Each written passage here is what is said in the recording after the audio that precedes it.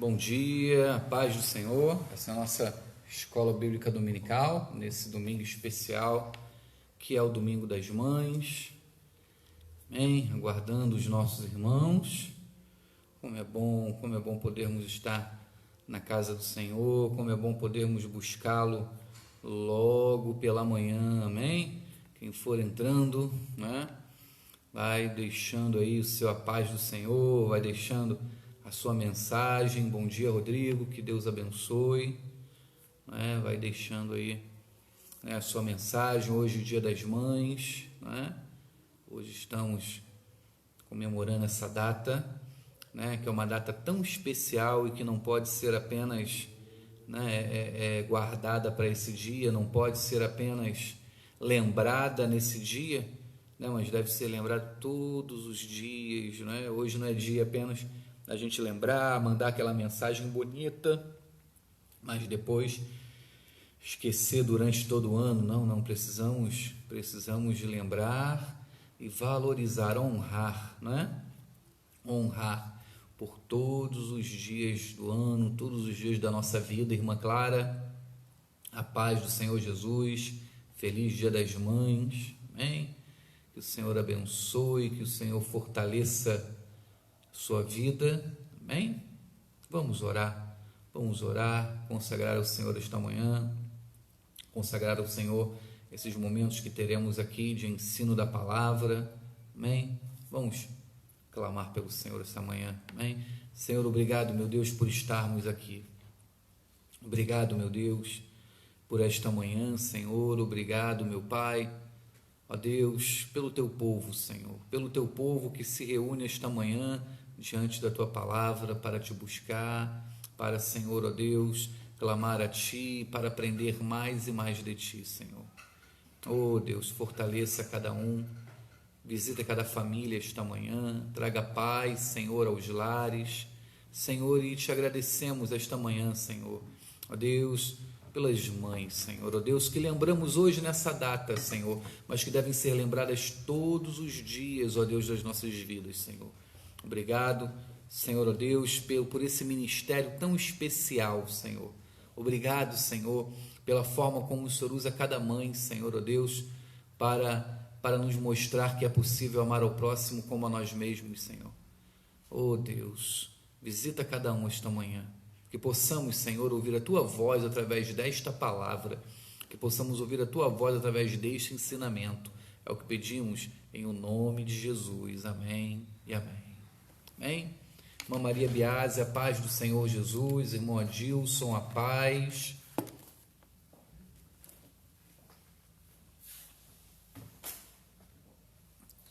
Voltei, estava desocupando a mesa aqui.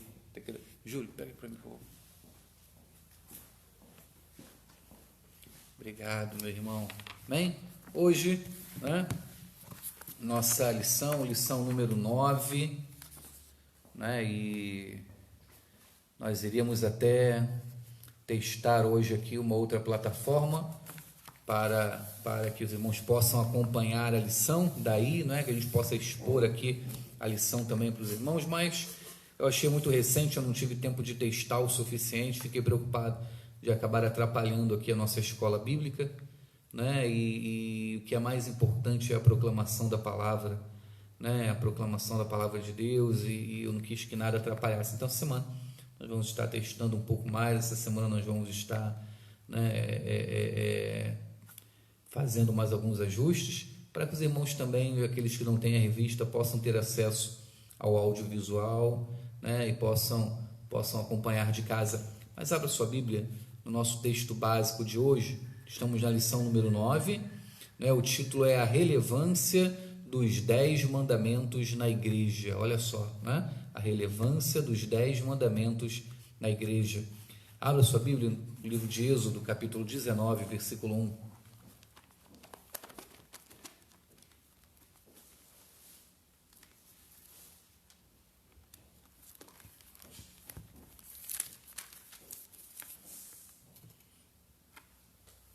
Êxodo 19. Irmã Janei, bom dia, paz do Senhor.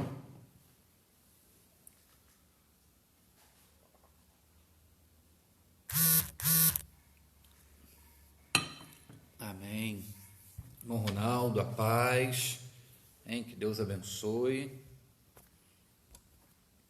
Êxodo 19.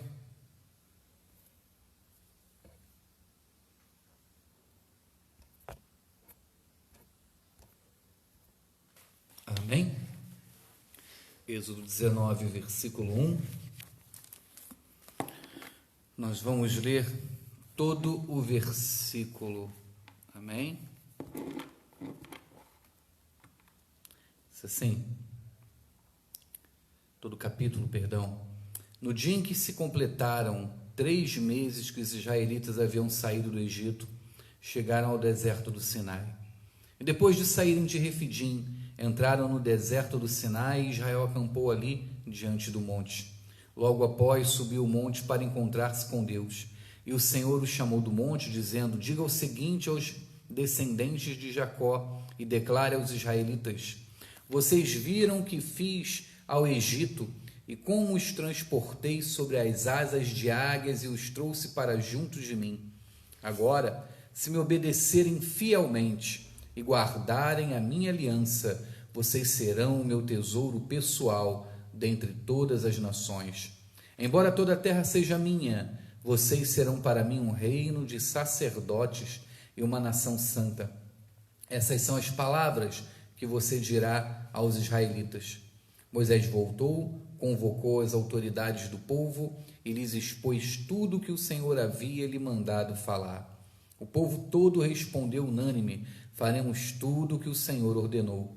E Moisés levou ao Senhor a resposta do povo. Disse o Senhor a Moisés: virei a você numa densa nuvem, a fim de que o povo, ouvindo-me falar-lhe, passe a confiar sempre em você. Então Moisés relatou ao Senhor o que o povo lhe dissera. E o Senhor disse a Moisés: vá ao povo e consagre-o hoje e amanhã.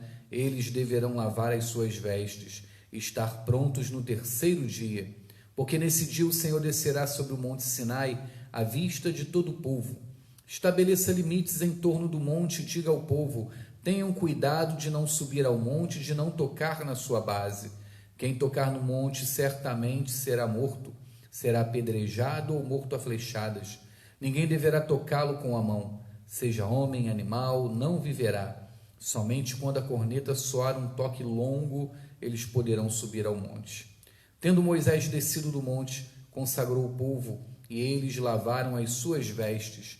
Disse ele então ao povo: preparem-se para o 3º dia, e até lá não se acheguem à mulher.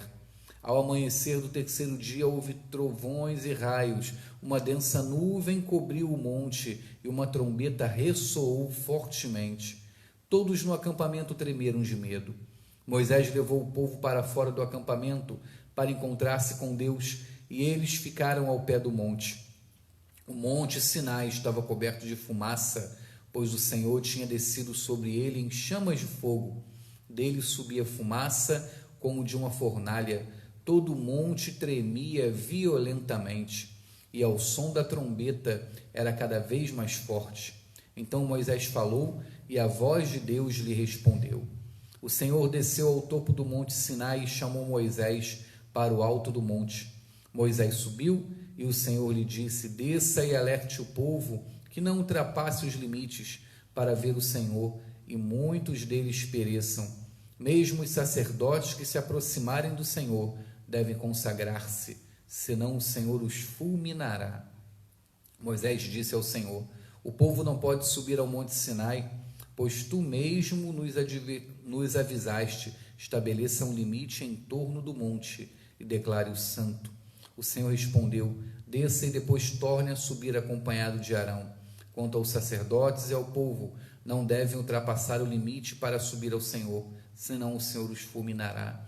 Então Moisés desceu e avisou ao povo. Amém? O nosso versículo-chave da lição de hoje está no versículo 5, que diz: agora, se me obedecerem fielmente e guardarem a minha aliança, vocês serão o meu tesouro pessoal dentre todas as nações.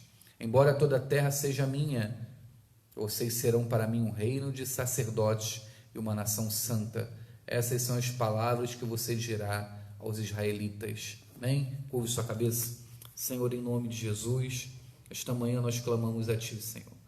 Clamamos, ó Pai, para que o Senhor nos guie, para que o Teu Santo Espírito visite cada lar, cada família, para que, Senhor, sejamos visitados, Senhor, ó Deus, pelo Teu Espírito de maneira especial, falando a cada coração, Senhor, neste dia, ó Deus, que possamos nos prostrar diante do poder da Tua palavra, diante da suficiência da Tua palavra. Fala conosco, Senhor, pois precisamos Te ouvir, Senhor, precisamos de Ti. É o que clamamos humildemente em nome de Jesus. Amém e amém. Amém. Deus abençoe cada um. Tose, que Deus abençoe. Amém. Bom, hoje nós começamos falando sobre a relevância dos 10 mandamentos, né? E aqui nós vemos a importância, né? A relevância dos 10 mandamentos na igreja.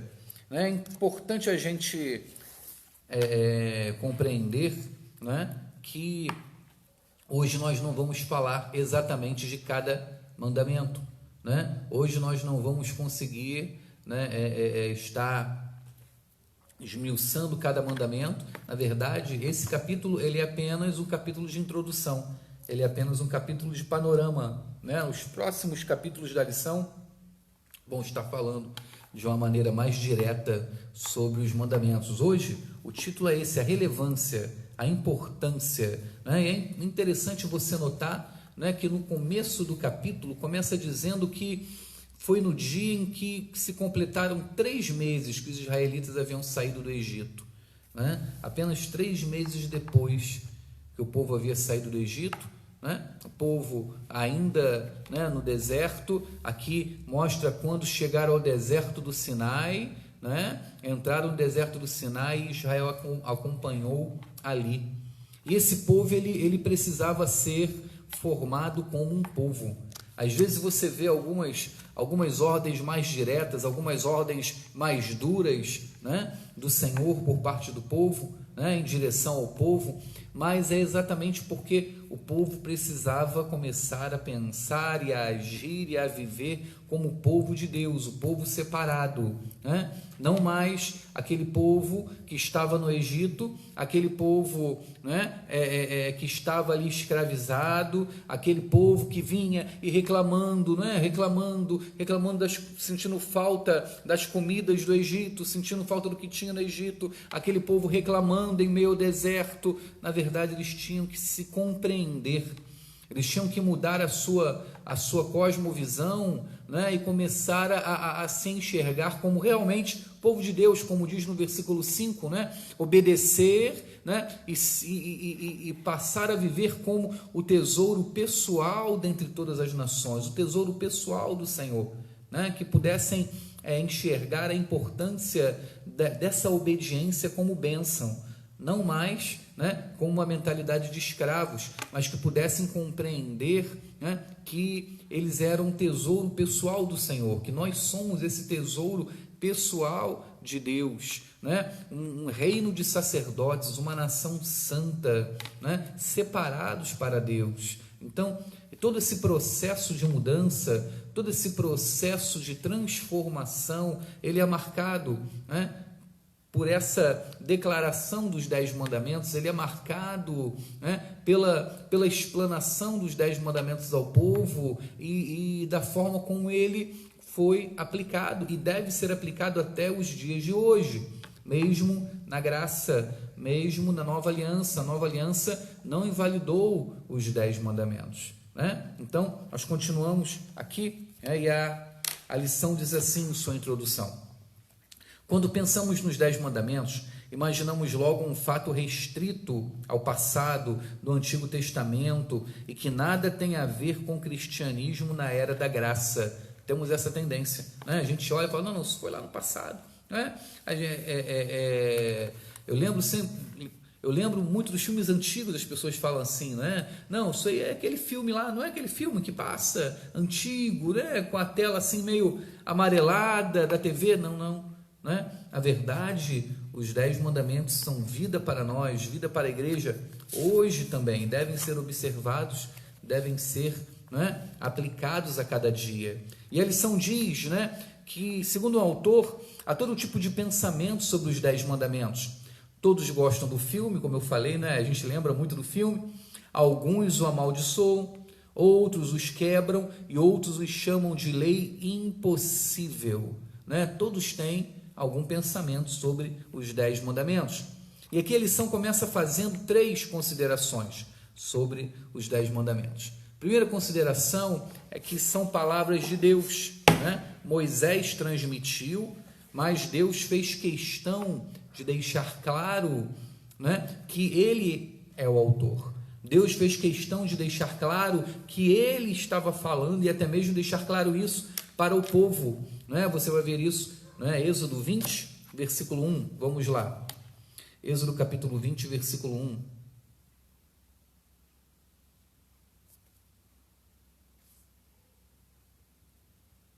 Se você olhar também no 19:9, diz assim, né, o Senhor falando com Moisés: disse o Senhor a Moisés: virei a você numa densa nuvem, a fim de que o povo, ouvindo-me falar-lhe, passe a confiar sempre em você. Olha só, né, o Senhor fazendo questão de ser ouvido, o Senhor fazendo questão então de demonstrar a sua presença. E Êxodo 20, versículo 1 diz assim: e Deus falou todas estas palavras: eu sou o Senhor, o teu Deus, que te tirou do Egito, da terra da escravidão. Olha só, o Senhor começa se revelando. O Senhor, nos 10 mandamentos, ele não traz algo impessoal, ele não traz um conselho, ele não traz uma filosofia de vida, ele não traz, né, um conjunto de conselhos que você pode seguir ou não, interpretar da sua forma, não, né? Ele começa falando e ele já começa se revelando, dizendo: eu sou o Senhor, o teu Deus, que te tirou da terra do Egito. Ele já começa falando diretamente e se revelando com o Senhor e Deus, né? Então, primeira consideração sobre os 10 mandamentos é que são palavras de Deus. Moisés transmitiu, né, mas o autor é Deus. 2, apresentam a aliança de Jeová com Israel, fazendo uma aliança com seu povo, né, e deixando ali mandamentos que deverão ser observados. Toda aliança, né, ela tem os seus preceitos, né? E aqui, nessa aliança, quando o Senhor chama o povo a ser o seu tesouro pessoal, quando o Senhor demonstra, né, interessante que ele diz: embora toda a terra seja minha, né? Ele diz: olha, tudo isso é meu, tudo me pertence, eu poderia fazer da maneira como eu quero, né? Mas, né, ele vem dizendo: vocês serão para mim um reino de sacerdotes e uma nação santa. Embora ele seja, né, dono de todo o universo, embora ele tenha diante dele, né, miríades e miríades de anjos que cantam diante dele sem cessar: santo, santo, santo é o Senhor dos exércitos. Por mais que ele tenha os anjos, né, ministrando diante dele, ele escolheu nos amar e nos escolher e nos chamar, né? Então aqui nós vemos o termo dessa aliança, o versículo 5 que nós já lemos: agora, se me obedecerem fielmente e guardarem a minha aliança. Olha só, é um termo, né? É um termo dessa aliança: obedecermos fielmente e guardarmos essa aliança. E ele continua dizendo: vocês serão o meu tesouro pessoal dentre todas as nações. Olha só, então aqui, né, há uma aliança e há um termo dessa aliança. Vamos lá. Os 10 mandamentos também não são uma imposição autoritária, mas produto de uma aliança que foi aceita, alegre e voluntariamente. Olha só, né? O povo ele foi levado, né, a aceitar essa aliança. Você percebe no 5, novamente o Senhor dizendo: agora, se me obedecerem fielmente. Ele coloca esse termo. O versículo 8 também fala, né? Quer ver? Êxodo 19:8. Deixe sua Bíblia aberta, tá bom? O povo todo respondeu unânime: faremos tudo que o Senhor ordenou. E Moisés levou ao Senhor a resposta do povo, né? Você vai ver que ao final, onde o Senhor coloca os termos da aliança, o Senhor ele cumpre todo o protocolo. Ele diz: olha, agora vá, né? E diga aos israelitas, essas são as palavras que você dirá aos israelitas. E aí Moisés vai, né, e comunica aos israelitas, e o povo alegremente, né, aceita, o povo alegremente, né, declara, então faremos tudo que o Senhor ordenou. Olha só, né, você vai observar, né, o Senhor, ele mesmo, dono de todo o universo, como ele mesmo já falou aqui, dono de toda a terra, né? Ele cumpre esses protocolos da aliança, né? Ele diz as palavras a Moisés e manda Moisés comunicar ao povo como parte dessa aliança, como parte desse acordo, como parte desse tratado. Então, né, é a aliança de Jeová com Israel, porém não é uma aliança autoritária, não é uma aliança imposta duramente, não é? Então, nós vemos os mandamentos também como cuidado de Deus para com o povo. Eu sempre, né, que desde que eu comecei a estudar mais a Bíblia e a buscar respostas para certas indagações na Bíblia, né, uma verdade que eu aprendi é que os mandamentos do Senhor demonstram também o cuidado de Deus para com o povo, o amor de Deus para com o povo, porque se você ler os 10 mandamentos, você vai observar que, né, são todos eles bênção e vida para o povo, né? Todos eles, nenhuma imposição ali é uma imposição de um Deus excêntrico, né? Você talvez esteja acostumado, nós às vezes nos acostumamos ao ver em filmes, né, até mesmo na cultura local, deuses excêntricos, né, que querem satisfazer os seus desejos, satisfazer as suas vontades. A gente vê isso muito na mitologia, né? Deuses pedindo crianças, deuses pedindo mulheres, né, e tudo mais, e terras e sacrifícios. Mas aqui Deus, ele propõe essa aliança amorosa ao povo, onde ele descreve os termos dessa aliança, os termos, né, desse pacto com o homem, e todos eles demonstrando o cuidado de Deus para com o homem, todos eles demonstrando, né, o cuidado e a preocupação. Cada um desses mandamentos demonstra um cuidado de Deus para com o homem, e para que o homem fosse então parte dessa aliança, para que o homem fosse então esse tesouro pessoal de Deus. Amém? Então, os mandamentos, voltando à lição, diz assim: os mandamentos traçam uma linha de relacionamento vertical, homem e Deus, e outra horizontal, homem e homem, né? Os nossos relacionamentos, a forma como nós glorificamos a Deus através dos nossos relacionamentos.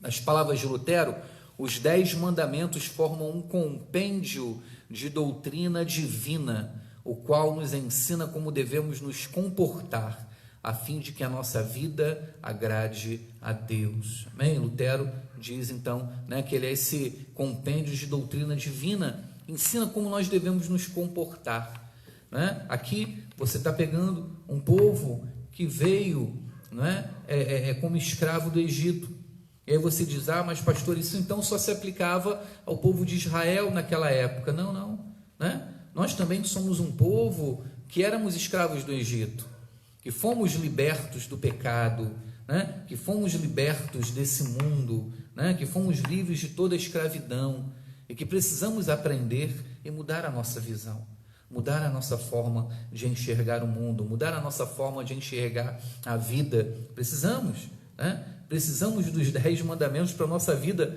hoje, né? Hoje. Precisamos colocá-los em prática, precisamos compreender o mundo hoje a partir dessa visão, a partir dessa aliança também, né? Para que tenhamos a nossa mentalidade mudada, para que deixemos para trás os resquícios do Egito, né? Que a gente traz muitas das vezes, que a gente vem, né, trazendo ali aquelas marcas, aqueles aprendizados errados. Precisamos para os dias de hoje também, né, para que a nossa vida agrade ao Senhor. Amém? Bom, já vi entrando aí irmã Ana Maria, que Deus abençoe. Irmã Janei, eu já falei. Irmã Lili, né, que a gente chama carinhosamente de irmã Lili, irmã Eliane, né, que Deus abençoe cada uma das nossas irmãs. Amém? Vamos lá. Então a gente começa hoje vendo, né, um paralelo apenas do conjunto, como se fala, o conjunto da obra, o conjunto dos 10 mandamentos, e depois nós vamos estudar cada um, né, de uma maneira mais direta. Então, primeiro grupo, né, é o grupo que trata, né, da relação entre o homem e Deus, o homem em relação a Deus. Os 4 primeiros mandamentos vão tratar então do relacionamento comprometido do homem com Deus. Os 4 primeiros são diretos, né, são verticais, tratam da relação entre o homem e Deus, e já inicia, né, o Senhor já inicia falando o que ele quer do homem, né, o que ele espera do homem, e esses revelam 4 características de Deus, né, 4 características de Deus que devem ser observadas e guardadas. Uma coisa, né, que é falada aqui, e é muito importante você começar a perceber, né, os mandamentos são para o povo, mas observe que todos eles, né, são mandamentos diretos. Eles não são, no coletivo, eles não são de uma maneira vaga ou superficial, mas aqui o Senhor trata direto com o homem, né? Tu, né? Ou não terás, você, ele trata diretamente com o homem, tá? É algo que nós devemos tratar diretamente em nosso interior. A gente não pode ler os 10 mandamentos e pensar apenas no coletivo, em pensar apenas, mas as pessoas não fazem assim, mas a igreja precisa fazer assim. Não, eu devo ler os 10 mandamentos e aplicá-los à minha vida pessoal, né? Porque eles são diretos, eles são ordens diretas a Deus, ao povo, mas são pessoais. Você vai ver que elas são ordens pessoais. Então vamos lá, né? Primeiro, fala sobre a unicidade de Deus. Êxodo 20, versículo 3, vamos lá.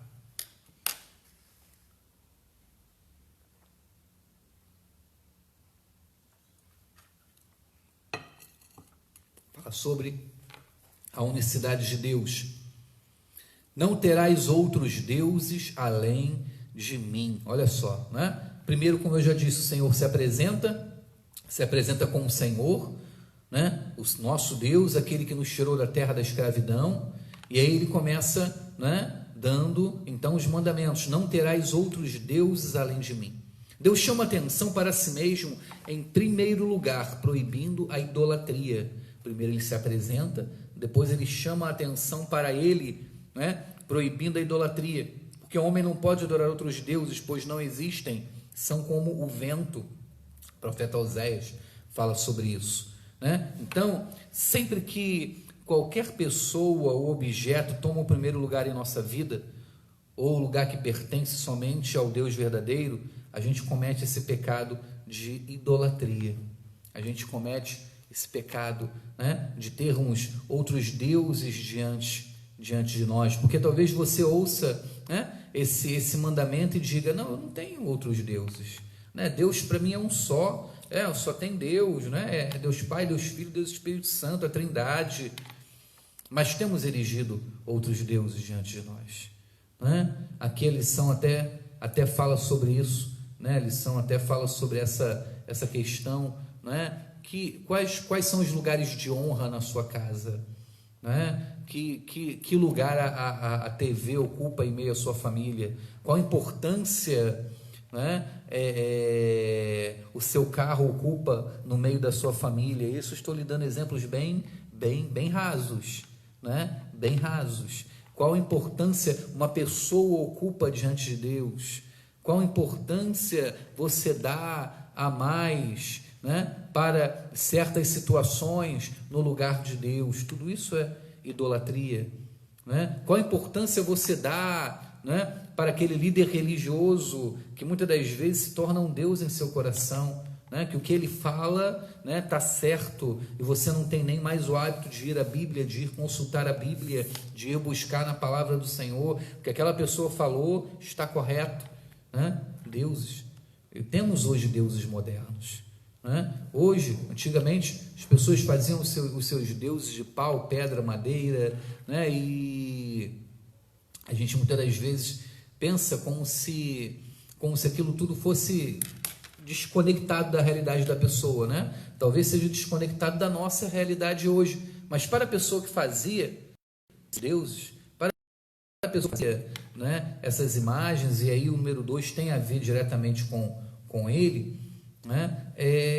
Tudo isso estava conectado a uma necessidade da pessoa naquele momento, né? Estava ligado a uma necessidade, às vezes, de alimento, né? Era um Deus voltado à colheita, né? Ou a necessidade de um bom clima para que pudesse plantar. Então era um Deus relacionado, então, né? ao ar, ao mar, ou ao trovão, e por aí vai, né? Hoje a gente não faz mais assim, mas os deuses também se modernizaram, né? E as pessoas têm adotado outros deuses em sua vida, né? E infelizmente as pessoas têm se afastado de Deus e se afastado daquilo que o Senhor tem para nós. Amém? Irmã Joana, que Deus abençoe. Um abraço em todos aí, um abraço em Marcelinho, Marcelo, Arthur, que Deus abençoe. Amém? Então, o número 1, o primeiro começa falando sobre essa unicidade, e aí o segundo já vem falando sobre a sua espiritualidade, versículo 4, olha só,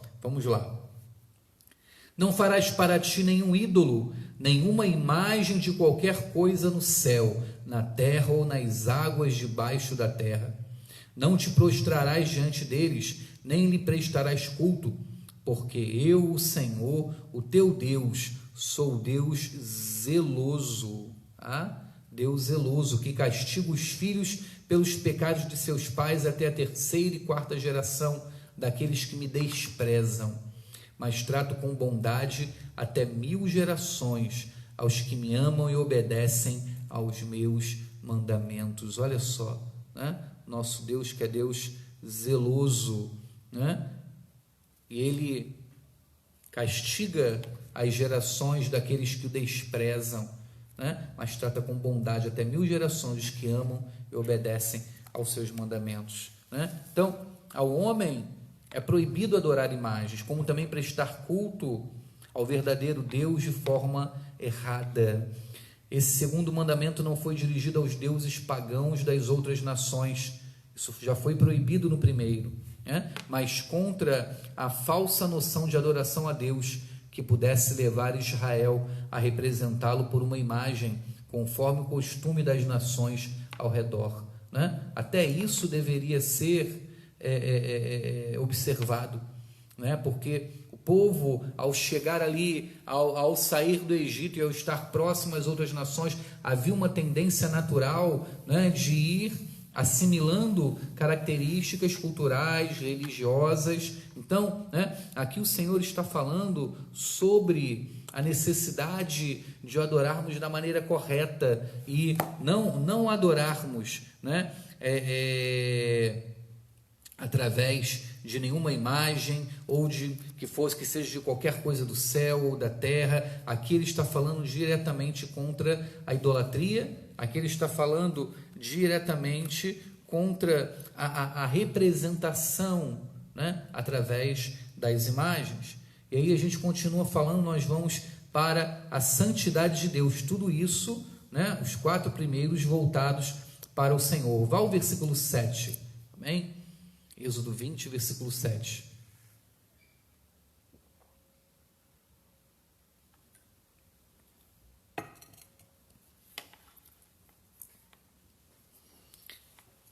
Diz assim: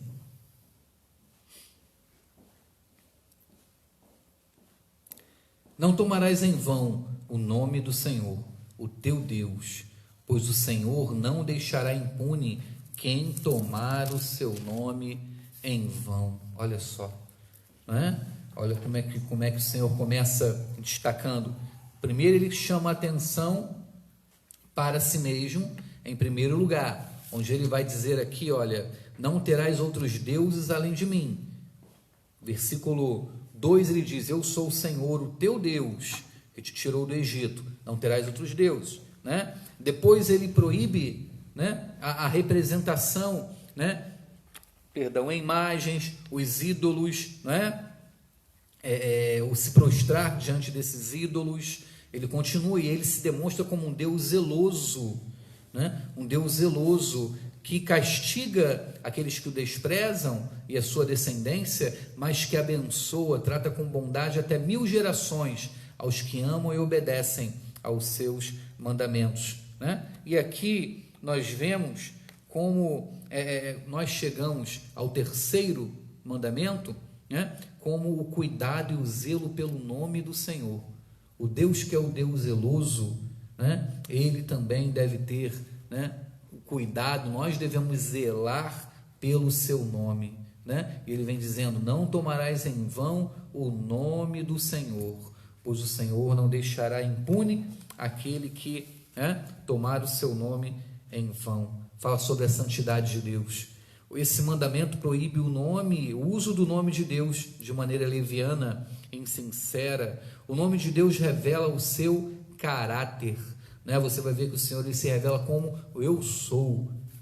Jesus dá ênfase à atitude de reverência que devemos ter com o nome de Deus na oração que ensinou: santificado seja o seu nome. Está lá em Mateus capítulo 6, versículo 9, a oração dominical, vocês conhecem, né? Então, aqui nós vemos um chamado à santidade do Senhor, e começando pelo seu nome, né? O nome sempre foi algo muito, muito importante, né?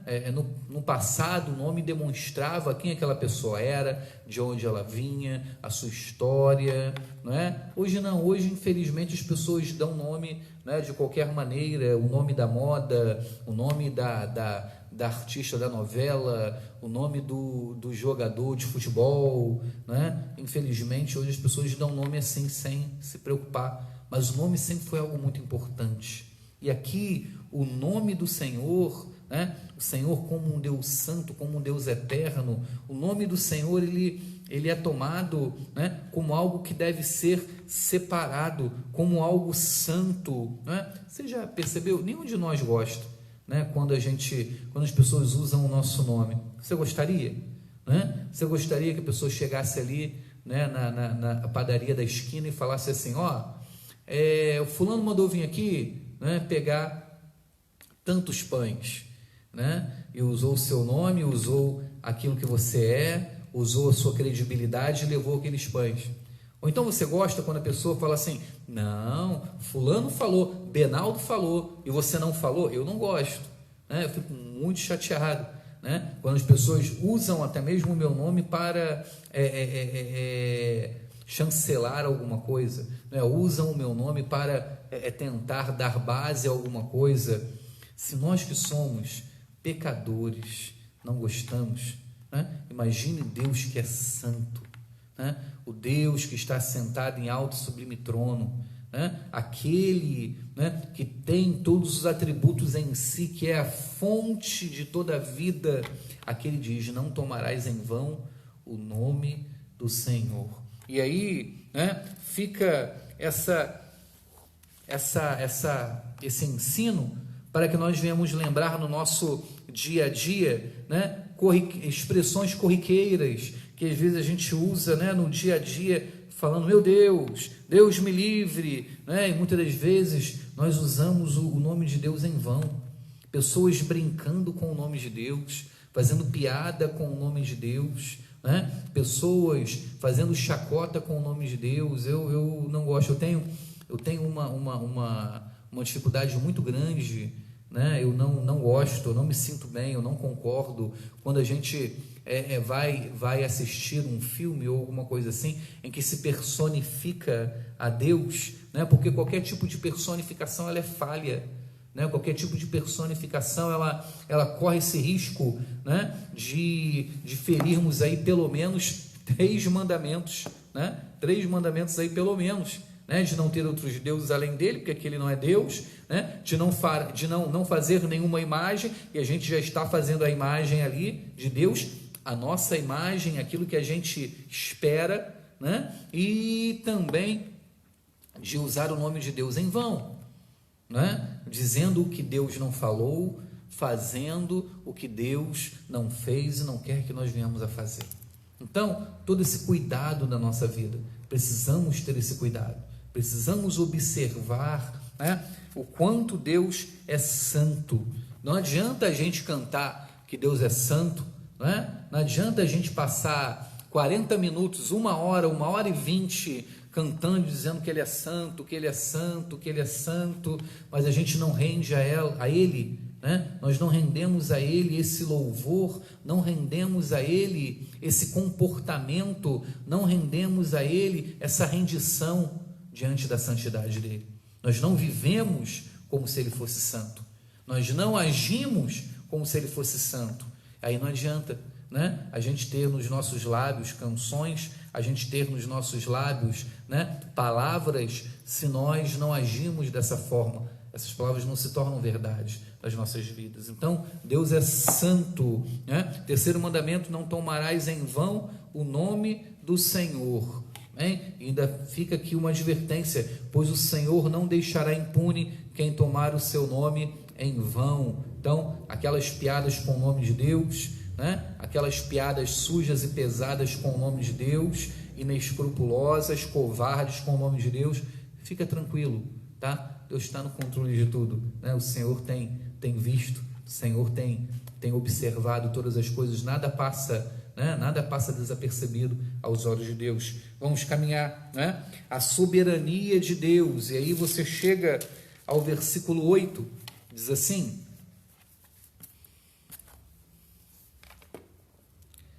lembra-te do dia de sábado para santificá-lo. Trabalharás 6 dias e neles farás todos os teus trabalhos. Mas o 7º dia é o sábado dedicado ao Senhor, o teu Deus. Nesse dia não farás trabalho algum, nem tu, nem teus filhos ou filhas, nem teus servos ou servas, nem teus animais, nem os estrangeiros que morarem em tuas cidades. Pois em 6 dias o Senhor fez os céus e a terra, o mar e tudo que neles existe, mas no 7º dia descansou. Portanto, o Senhor abençoou o 7º dia e o santificou. Amém? A igreja protestante, ela deixou de separar o sábado, né? A igreja cristã, na verdade, né? A igreja cristã, ela deixou de separar o sábado, né? Tendo como a ressurreição de Cristo, né? Ali ao 3º dia, no 1º dia da semana, no domingo, né? Então nós temos esse hábito, né? Do domingo, tendo em fé, tendo em vista a ressurreição de Jesus, né? E entendendo o sábado não como um dia por si só, né? Mas como um momento de descanso, um momento de termos, né, as nossas vidas diante do Senhor, como um momento de nós descansarmos em Deus, um momento de nós confiarmos no Senhor, né, e crermos que Ele está no controle de tudo, e nisso podermos descansar nele, nisso podermos confiar, né, nisso possamos então, né, entregar a Ele, reconhecendo a sua soberania. Quando você, né, descansa, quando você tira o seu tempo para buscar o Senhor, quando você tira o seu tempo para aprender mais e mais de Deus, você está declarando que você confia na soberania do Senhor e que você confia que Ele está no controle de todas as coisas, né? Então a lição vem dizendo assim: um dia da semana pertence a Deus. Reconhece-se a soberania de Deus, guardando o dia do repouso. Uma coisa que precisamos aprender: a descansar no Senhor, a repousar no Senhor. Santificar significa separar para o culto e o serviço, né? Então estamos nos separando, nos santificando, mas também nos voltando ao serviço do Senhor, também nos voltando àquilo que o Senhor tem para nós, né? Servir ao Senhor é um prazer, servir ao Senhor é uma honra, né? Servir ao Senhor é um privilégio. Então também separando esse tempo para servirmos ao Senhor. E aí a lição começa a caminhar dessa forma e diz assim: esses 4 mandamentos formam a parte vertical do pacto, que trata do relacionamento do homem e de Deus. E aí vem o tópico 2, o homem em relação ao homem. Primeiro Deus trata, né, do homem em relação a Deus, demonstrando a ordem de prioridades e demonstrando que a gente só consegue viver bem, né, aqui entre homem e homem, né, aqui entre a humanidade, se nós compreendermos bem quem Deus é, né? Se nós compreendermos realmente quem é Deus, se nós termos a nossa cosmovisão de Deus correta, né? Aí sim nós vamos ter uma boa relação, aí nós vamos ter um bom entendimento entre o nosso relacionamento homem-homem. né? Só saberemos ser bons humanos a partir do momento em que nós reconhecemos quem é Deus, a partir do momento que nós viemos a aprender quem Deus realmente é. Quando a gente fica tentando inverter o negócio, né, dá tudo errado. Quando a gente começa a tentar colocar o homem como Deus, dá tudo errado. Quando a gente distorce quem é Deus, ou até mesmo deixa de dar o real valor a quem é Deus, a honra devida ao Senhor, os nossos relacionamentos aqui como entre homens, né, homens e mulheres, eles também não dão certo. Então, os 10 mandamentos partem do princípio que o relacionamento Deus e homem, ou homem e Deus, ele vai guiar todos os demais. Ele vai guiar todos os outros mandamentos que virão depois. Bem? Então, vamos lá. Conforme foi sugerido no início, esta parte ficará sob responsabilidade dos alunos. A gente hoje não tem aqui presencial, então, né, vamos caminhar por aqui. Deus chamou Israel para ser propriedade peculiar, reino de sacerdotes e nação santa dentre todos os povos. Nós já lemos Êxodo 19:5. Era preciso garantir que, como nação, pudessem desenvolver relacionamentos humanos. Então, olha só, né? Aqui o Senhor queria transformar esse povo de escravo, né, a um reino de sacerdotes e nação santa. E ele começa como? Do relacionamento do homem com ele. Tá? A lição ela trazia aqui, né, a orientação para que pudesse ser dividida aqui em grupos, né? Mas hoje, infelizmente, não podemos. Vamos caminhando aqui. Então vamos lá, né? Os mandamentos em relação ao homem. Primeiro aí, né? Respeito aos representantes de Deus. Êxodo 20:12. Vamos lá. Vamos lá. Deixa aberto em Êxodo sua Bíblia. Rodolfo, grande abraço, que Deus abençoe.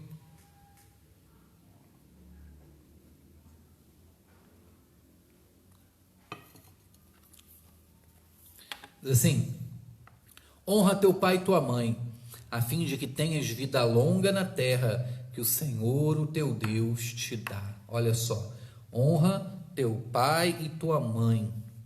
Você quer ter vida longa? A gente ensina isso lá em casa, né? Você quer ter vida longa, quer viver bastante, né? Honra teu pai e tua mãe, né? Para que você desfrute dessa promessa, para que você desfrute das bênçãos de Deus, né? Então, a lição começa dizendo de uma maneira bem enfática, olha só: se o homem não honrar aos pais, tampouco honrará a Deus, pois essa é a base de respeito a toda autoridade. Está lá em Efésios 6, versículos 2 e 3, você pode anotar para fazer a sua leitura devocional. A observância dessa lei é tão importante que bênçãos são prometidas a todos quanto aguardem. Olha só, né? Esse aí é o mandamento com promessa: honra teu pai e tua mãe, né? É um mandamento. E a gente tem sempre uma discórdia: mas pastor, você não sabe, e não sei o que. Honra, né? O mandamento é esse: honra teu pai e sua mãe, né? Para que você seja abençoado, para que você tenha vida longa, né? Acho que já se passou o tempo, né, desses cristãos rebeldes sem causa, né? Já vimos muito isso, né? Cristãos que são uma bênção dentro da igreja, mas que em casa, né, não cuidam de nada, não respeitam de nada, não cuidam do pai, não cuidam da mãe, né? Então, é um mandamento sério, tão sério que ele vem com promessa. Mas depois nós vamos falar de cada um, fique tranquilo. A vida humana como sagrada, versículo 13, vamos lá. Não matarás. Olha só, diante de tudo que o povo havia vivido no Egito, diante de tudo aquilo que o povo havia, né, vivenciado no Egito, ele precisava ouvir sobre isso também. E aí diz assim: é a proibição do homicídio. Como quem nos fez, Deus conhece a maldade inata em nosso coração. Deus freia essa maldade e nos exorta ao respeito e à integridade física alheios, né? Mas não esqueça a palavra de João: todo aquele que odeia seu irmão é assassino. Então, né, aqui a lição ela faz esse paralelo, né, entre a proibição do homicídio, que é direta, né, ela é aqui curta e grossa, não matarás, mas também ela faz esse paralelo aqui, né, em 1 João, primeira epístola de João, que diz que todo aquele que odeia seu irmão também é assassino. Né? Então tem pessoas aí que matam com palavras, matam com sentimentos, né? Matam com falso testemunho, com fofoca, né? Mas o que a palavra diz aqui, a revista faz esse paralelo, mas o que a palavra diz aqui é quanto ao homicídio. E aí chegamos ao versículo 14: não adulterarás. Olha só, vindo, né, de uma vivência pagã no Egito, vindo de toda essa influência do Egito, esse mandamento é importante, né? A questão de se resguardar a família, a questão de se priorizar a família, né, é destacado aqui. E a lição diz: esse mandamento protege o matrimônio por ser instituído por Deus. Está lá em Levítico 20:10. Jesus, ao interpretar esse mandamento, nos mostra que a lei de Deus tem a ver com os pensamentos e intenções do coração, né? Olha só, aqui você vai ver lá em Mateus, Jesus indo, né, mais além. Quer ver? Deixe marcado aí em Êxodo 5, Mateus 5:27. Vamos lá, deixe marcado em Êxodo.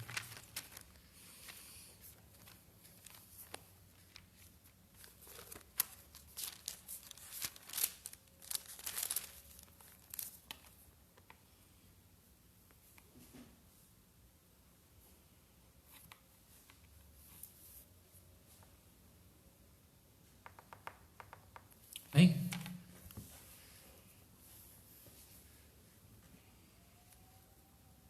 Assim, vocês ouviram o que foi dito: não adulterarás, mas eu lhes digo, qualquer que olhar para uma mulher para desejá-la, já cometeu adultério com ela no seu coração. Olha só, né? Vocês ouviram o que foi dito: não adulterarás, mas eu lhes digo, qualquer que olhar para uma mulher para desejá-la, já cometeu adultério com ela no seu coração. Né? Como Jesus ele vai muito mais profundo, como Jesus veio para cumprir esses mandamentos, né? Os fariseus estavam acostumados apenas com aquilo que era visível, apenas com aquilo que era mostrado, apenas em seguir, né, um conjunto de regras, um conjunto de leis, mas Jesus vem e traz isso para o íntimo da pessoa, né? Como se ele fizesse um paralelo.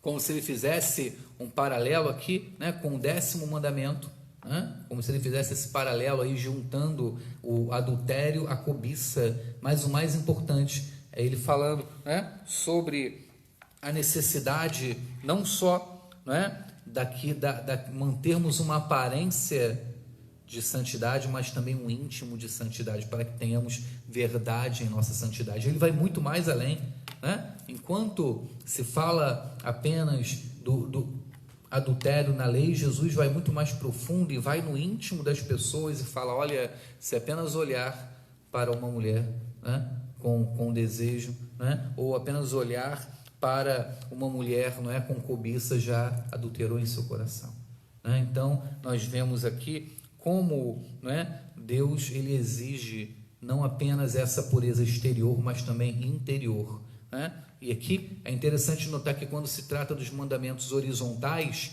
homem, a ordem é primeiro aos de casa, depois aos de fora, né? Perceba que começa, né, se falando agora quanto à família, né? Você veio dos mandamentos entre homem e Deus, né, da relação entre homem e Deus, depois começa a se falar em família. Perceba isso, né? Começa a se falar entre pai e mãe, começa a se falar sobre homicídio, adultério, né? E aí a gente começa a caminhar, vamos caminhando, e vai se falar agora sobre a propriedade alheia. Ah, mas pastor, precisa falar sobre isso? Sim, era um povo que era escravo, eram tempos difíceis, né? Então começa a se falar sobre isso. Versículo 15: não furtarás, também, né, direto, né? Não furtarás. Não tem explicação, não tem porquê, não tem, né, a injustiça social, não tem o marginalizado, não tem dívida social, não tem nada disso, né? É direto, não furtarás. Né? Você conhece pessoas que passam por dificuldades enormes, por lutas enormes, por privações enormes, né? Mas que não são capazes de furtar uma fruta no pé. Você conhece pessoas assim? Eu conheço, né? Pessoas que podem passar a luta que for, a dificuldade que for, né? E elas, né, são capazes de se manterem íntegras e puras, e eu creio que o Senhor abençoa, e o Senhor tem dado escape a cada um desses, né? Agora tem aqueles que tudo é um motivo, né, para justificar um erro, para justificar a quebra desse mandamento, e esse mandamento é bem direto, ele não abre prerrogativas, ele não abre entrelinhas, ele diz, não furtarás. E a lição vem dizendo assim, há várias maneiras de violar esse mandamento: não pagar suficientemente ao empregado, não fazer o trabalho correspondente ao salário combinado, cobrar demasiado, além de roubar. Isso é desrespeito à integridade alheia, né? E isso aí precisa ser falado. Assim como o povo que havia saído do Egito precisava ouvir sobre isso, nós que viemos desse mundo, nós, né, que saímos também do Egito, precisamos aprender sobre isso, porque, né, a lógica que impera no mundo é uma lógica muito diferente do que a Bíblia diz. A lógica que impera no mundo, ela traz explicativas e justificativas para tudo, mas a palavra de Deus, ela é bem clara, né? Bem clara, não furtarás. E a lição, ela até faz esse paralelo com o nosso cotidiano, né? E é muito importante a gente entender também, né? Porque, não pagar suficientemente ao empregado ou aquele serviço que é feito, não fazer, mas aí ele olha pelo outro lado também, né? Não fazer o trabalho correspondente ao salário combinado ou ao valor combinado, cobrar demasiado, roubar, propriamente dito, né? No passado, né, o roubo era algo assim muito presente, né, na vida das pessoas, né? E infelizmente, né, em meio a todos esses tempos, né, em tempos, né, difíceis, né, infelizmente por causa do pecado que habita o ser humano, né, se tinha muitas essas práticas. Uma vez eu estava lendo, né, sobre um pouco sobre as casas, né, na antiguidade, mostrando, né, que as despensas das casas eram feitas no meio da casa, né? Mas por que no meio da casa? Né? Para que ninguém viesse escavar, né, e roubasse se a despensa fosse próxima ao limite da casa, ou próxima a uma parede da casa, né? Então, a gente vê que o ser humano, ele precisa de Deus, independente da época, independente, né, do período histórico, ele precisa de Deus, e a ordem aqui é bem clara: não furtarás, não furtarás, né? E ela se aplica a todas as esferas da nossa vida. Como eu já disse, não tem prerrogativa, não tem, né, linha pequena, não tem explicação, não furtarás. Essa é a ordem do Senhor para nós, o respeito à propriedade alheia. Vamos ao versículo 16. Não darás falso testemunho contra teu próximo. Fala sobre a justiça de Deus sendo manifesta aos homens. O testemunho falso, sem valor e sem fundamento, constitui uma das formas mais seguras de arruinar a reputação de uma pessoa. Olha só, vivemos nesses tempos, né? Vivemos tempos de fake news, vivemos tempos de notícias, né, erradas, vivemos tempos, né, de fofoca, de difamação, de calúnia, né? É muito importante, né, tomarmos esse cuidado quando levamos uma notícia, ou quando levamos uma informação, né? Isso pode destruir, né, destruir a vida de uma pessoa, isso pode destruir a reputação de uma pessoa, isso pode levar uma pessoa até mesmo à morte física, né? Então precisamos ter esse cuidado, que não darás falso testemunho contra teu próximo, né? Era uma prática também no passado, né, muito forte, porque, né, eram-se levados as pessoas aos tribunais, e a testemunha, ela tinha um valor e um peso muito grande diante do tribunal. Então, em várias situações, né, se tinha um suborno, a pessoa que ia ali, né, para dar aquele falso testemunho, para fazer aquela acusação falsa, né, e hoje isso só mudou, né? Só mudou o cenário, né? Pessoas tiram proveito de uma falsa acusação, pessoas tiram proveito de um falso testemunho, pessoas, né, sentem prazer em ver a outra pessoa sofrendo por um falso testemunho, por uma falsa acusação, por mentira, por fofoca. Tudo isso é pecado. Tudo isso é pecado. Ah, mas pastor, eu falei, mas eu não sabia. Eu só repassei a informação. Pecou também. Participou do falso testemunho, participou da fofoca, né? Então, uma vez eu até brinquei aqui na igreja, né? Imagina se chegar no inferno, né? E você olhar e falar assim: olha, eu estou aqui porque eu era fofoqueiro, né? É pecado. Falso testemunho, aquilo que a gente fala sem saber, aquilo que a gente passa, aquela notícia que a gente repassa, né, contando um ponto e aumentando, né, não, contando um conto e aumentando um ponto, não é assim? É pecado.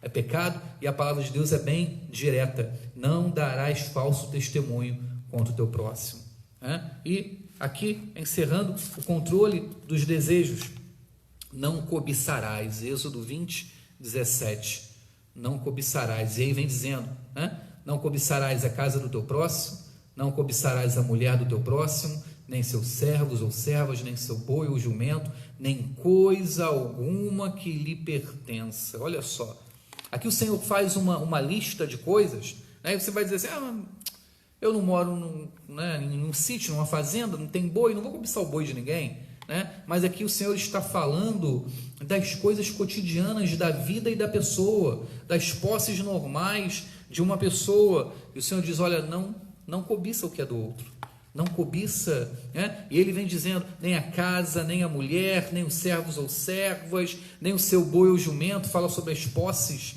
né? Hoje você entende como boi ou jumento, mas no passado isso eram posses e demonstravam também a quantidade de bois, a quantidade de jumentos que a pessoa tinha, demonstrava a riqueza dessa pessoa. E o Senhor diz: olha, não cobice nada disso, né? E aqui a lição diz: não cobiçarás, é a manifestação plena do caráter ético do decálogo, dos 10 mandamentos. A cobiça é o ponto de partida de muitos pecados contra Deus e contra os homens. Olha só, né? A cobiça é esse ponto de partida. Você vê que o pecado ele começa primeiro onde? No coração. Você vai ver que o pecado inicia no coração dos homens, né? Cobiça é o desejo imoderado e violento de possuir alguma coisa. Olha só, não se trata de simples desejo, mas do desejo que é sensual e não restrito ou disciplinado. Ele não é restrito nem disciplinado. Paulo faz referência a esse mandamento em Romanos 7,7, não apenas como autobiografia, é a biografia de todo ser humano. Foi esse pecado interior, em parte, que levou à queda Adão e Eva. Vamos a Romanos 7,7, estamos caminhando para encerrar.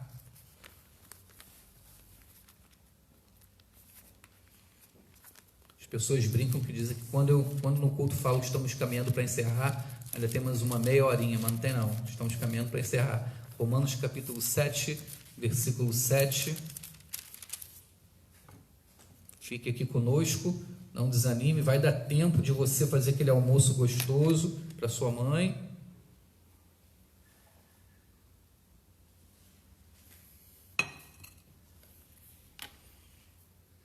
Romanos capítulo 7, versículo 7.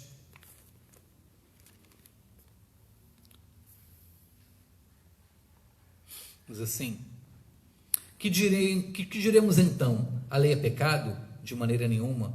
De fato, eu não saberia o que é pecado, a não ser por meio da lei. Pois, na realidade, eu não saberia o que é cobiça, se a lei não dissesse: não cobiçarás. Olha só, né? Aqui Paulo está falando não só dele, mas de todo homem, né? Todo homem que luta contra essa cobiça, que luta contra o pecado. As maiores desgraças da história da humanidade aconteceram por causa de cobiça. Sabia disso? As maiores desgraças da humanidade aconteceram por causa, né, da falta de observação, da falta de cuidado contra esse mandamento, né? Quando você vai ver o Senhor falando, né? Não cobiçarás a casa do teu próximo. Quantas desgraças já não aconteceram por causa de propriedade, né? Quantas desgraças não aconteceram nesse mundo, né? Por causa de propriedades, de bens. Não cobiçarás a mulher do teu próximo, isso então nem se fala. Quantos crimes passionais, quantas desgraças não aconteceram envolvendo, né, sexo, envolvendo prazer, envolvendo desejos desenfreados, envolvendo a cobiça, né, que depois se transformaram em assassinato, depois se transformaram em roubo e tal, mas iniciaram todos eles aqui, ó, na cobiça do coração, num sentimento, né? Em algo que o inimigo despertou e falou assim: poxa, você podia ter isso, poxa, você podia ter aquilo. Quantas desgraças não acontecem, né? Por causa da falta de observação desse mandamento, né? Aqui, né, nessa manifestação plena do caráter, né, de Deus através dos 10 mandamentos. Deus preservou seu povo nos 10 mandamentos com uma linha perfeita de relacionamento com Ele, na vertical e na horizontal, né? Então, nós estudamos os 10 mandamentos não apenas de uma maneira histórica, mas prática, viva, necessária e urgente aos nossos corações nesses dias, né? Mateus 5 fala sobre isso. Vamos lá, para nós encerrarmos, fala sobre Jesus e os 10 mandamentos. Mateus 5,17.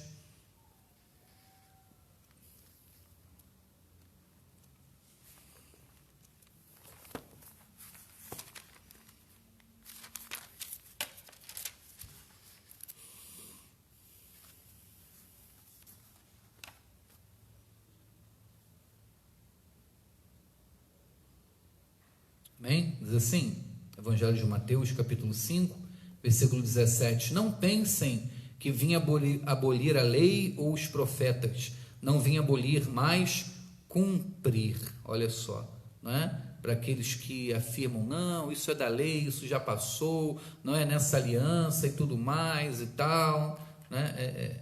Jesus não veio abolir a lei, mas pelo contrário, veio cumprir. Ele como o varão perfeito, Ele como Filho de Deus, Ele como Cordeiro imaculado, veio cumprir toda a lei nele, né? A lição diz assim: Jesus não veio revogar ou invalidar a lei, pelo contrário, veio cumpri-la de acordo com o propósito eterno de Deus. Jesus ampliou a lei, mostrando os motivos íntimos e as atitudes do coração que conduzem o homem a quebrar os mandamentos, né? A gente vai ver isso, né? Jesus dizendo, mas eu vos digo, ele indo além, ele mostra a lei, ele fala, mas eu vos digo, né? No seu interior, ele vai além daquilo que os fariseus tinham transformado em um sistema de observância exterior para o interior, para o coração, para a cobiça, para aquilo que nasce no nosso interior, para, né, mostrando os lobos que uivam no nosso interior, a luta que acontece no nosso interior. Jesus vai mais além, só Ele pode, né? Só Ele pode tocar direto na alma do homem, né? Segundo, Jesus condenou o legalismo dos fariseus, que transformaram a lei num amontoado de proibições da qual eles mesmos estavam isentos, né? Jesus ele vai exortar o tempo inteiro os fariseus, e que dela se utilizavam em benefício próprio em nome da justiça, né? Então, o grande erro dos judeus foi tirar o coração da lei, como eu já disse. Eles transformaram a lei apenas, né, num sistema exterior a ser seguido, ou apenas, como a lição diz aqui, num amontoado de proibições das quais eles mesmos estavam isentos. Jesus condena isso, do peso que eles colocavam no povo, né, de tudo que eles faziam, né, contra o povo, todo o mal que eles faziam ao povo, né, e com isso se tornavam legalistas, esquecendo da pessoa, esquecendo daquilo que o Senhor estava fazendo em cada um. Amém? Então, agora nós caminhamos para a nossa conclusão. Amém? Já estamos encerrando agora. É importante notar que em todo o livro do Êxodo, né? Em todo o livro do Êxodo, Deus trata o povo como voz, né? Voz, ele está falando ao povo de uma maneira mais plena, de uma maneira mais, né, coletiva. Porém, quando ele vai falar no decálogo, nos 10 mandamentos, ele fala com o pronome, né, tu. Ele fala diretamente à pessoa, ele fala diretamente ao indivíduo.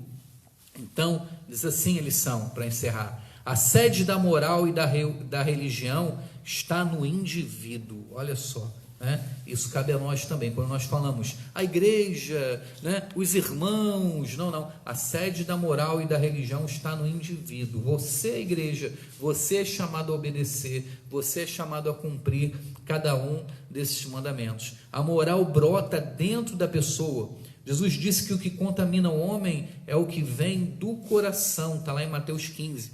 Baseado no exposto, podemos perguntar: como cada um de nós tem reagido, né, aos mandamentos de Deus? Como cada um de nós tem reagido a cada um desses mandamentos? Temos obedecido? Somos obedientes? Né? Temos então observado cada um como vida para nós? Né? Esquecemos, muitas das vezes esquecemos. Achamos que tudo isso, né, perdeu o seu valor, achamos que, né, tudo isso já passou. Não. São importantes para a nossa vida como povo de Deus. Né? Então, como cada um de nós tem reagido a esses mandamentos? E número 2, será que a forma de amar ao próximo tem evidenciado o nosso amor a Deus? Será que a forma como amamos ao próximo, ela tem demonstrado como nós amamos a Deus? Então, né, primeiro, Deus se revela a nós, né? Primeiro diz: eu sou o Senhor, o seu Deus, né, que os tirou da terra do Egito, da casa da escravidão. Ele começa a tratar conosco. Depois que ele trata o nosso relacionamento com ele, ele vai tratar os nossos relacionamentos uns com os outros, como fruto do nosso relacionamento com ele. Que possamos a cada dia nos render diante do Senhor, que possamos obedecer a esses mandamentos, reconhecendo que neles há vida, neles há transformação, neles nós estamos sendo transformados de um povo cativo, de um povo escravizado no Egito, né, a uma nação santa, a um reino de sacerdotes que pertence ao Senhor, e somos separados para Deus, e que nós possamos obedecer. Amém? Antes de nós encerrarmos hoje, eu gostaria de orar por cada mãe, né? Eu gostaria de agradecer a Deus também pela vida da minha mãe, né? Prestar essa homenagem aqui. Hoje estamos distantes, né? Normalmente passaríamos juntos esse dia, né? Mas eu gostaria de agradecer a Deus pela vida da minha mãe, que, né, sempre como uma serva de Deus ali, lutando pela família, lutando por cada um de nós, valorizando a obra do Senhor, valorizando, né, o que vem de Deus, né, lutando, né, para que essa família siga nos caminhos do Senhor, né? E eu gostaria de agradecer a Deus, não só pela minha mãe, mas por cada mãe, né? Por cada uma que se levanta, né, para buscar ao Senhor por sua família, cada uma que guerreia pelos seus filhos, cada uma que ora pelos seus filhos, não apenas, né, as mães físicas, né? Não apenas as mães naturais, mas também as mães espirituais, que tem os seus filhos espirituais e tem zelado, tem orado, tem pago um preço de oração, né? Nessa data que é muito explorada pelo comércio, né? É muito explorada muitas das vezes, né, apenas na aparência, como eu digo sempre, ela deve ser lembrada todos os dias, ela deve ser lembrada sempre, né? Então, nessa data eu gostaria de orar e abençoar a cada mãe. Eu gostaria de orar e abençoar cada uma esta manhã, que seja uma manhã de bênção, que seja uma manhã de esperança, que seja um dia de esperança renovada, mesmo à distância, que seja um dia de esperança renovada. Amém? Vamos orar. Senhor, obrigado, meu Deus, obrigado, meu Pai, por cada, ó Deus, família que se reúne hoje, Pai, ao redor da Tua palavra. E queria, Senhor, agradecer e colocar diante de Ti cada mãe, Senhor. Cada mãe, Senhor, ó Deus, que tem se demonstrado, Senhor, como uma guerreira de oração. Cada mãe, Senhor, ó Deus, que tem lutado pelos seus filhos, lutado por sua família, muitas das vezes abrindo mão de sonhos, muitas das vezes abrindo mão de suas vontades, Senhor, mas que tem sido usadas por Ti, Senhor, para abençoar esta geração. Fortaleça cada uma esta manhã, fortaleça aquelas que estão distantes, fortaleça, Senhor, ó Deus, aquelas, Senhor, ó Deus, que estão se sentindo sozinhas no dia de hoje. Pai, em nome de Jesus, Pai, aqueça os corações, Pai, traga paz aos corações. Senhor, em nome de Jesus, renova a alegria, Senhor, e a esperança de viver, e a esperança, ó Deus, que dias melhores virão, Senhor, não pela economia, não pelo país, mas dias melhores virão porque a nossa fé está em Ti, Senhor, porque os nossos olhos estão em Ti, Senhor, porque reconhecemos que a nossa vida está em Tuas mãos. Abençoa, Senhor. Te damos graças por cada mãe, por esse ministério tão especial que o Senhor levantou, Senhor. Ó Deus, em meio a esta humanidade tão decaída, te agradecemos, Senhor, por cada uma que tem cuidado, Senhor, ó Deus, tanto materialmente como espiritualmente, Senhor. Ó Deus, apresentamos diante de Ti e pedimos, Senhor, fortaleça nesse dia. Renova a alegria, Senhor, que cada lar seja cheio da Tua presença, que cada lar, Senhor, ó Deus, seja cheio do Teu Espírito, Senhor, que o dia de hoje seja um dia de paz, que o dia de hoje seja um dia de esperança, Senhor, é o que pedimos em nome de Jesus, amém e amém, amém.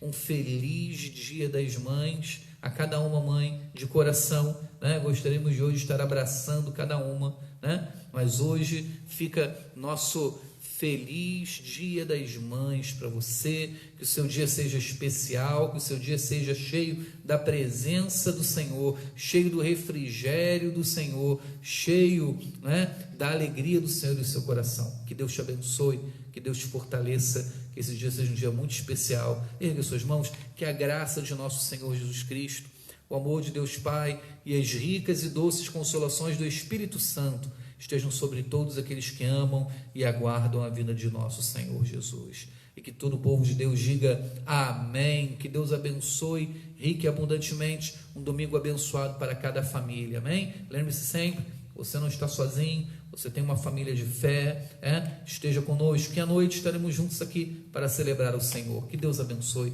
rica e abundantemente.